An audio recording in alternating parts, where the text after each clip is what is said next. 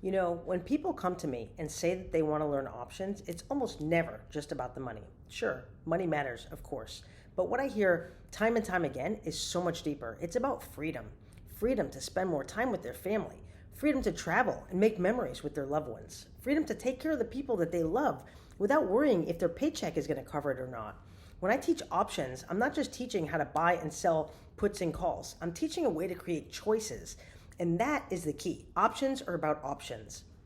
Now, most people I work with, they want to quit their day job or at least create enough income so they don't feel trapped by it anymore. And options can totally help with that. It's about building a consistent income stream that supports the life that you want to design. At the end of the day, options aren't just a trading strategy, they're a lifestyle strategy. They give you the ability to do what you want, when you want, with the people who matter most to you. So if you've ever thought about learning options, don't just think about the numbers. Think about the freedom, the choices, and the life that you can create. If you want to know more, check out the link in the bio. I have a special promotion for you guys. Cheers for now.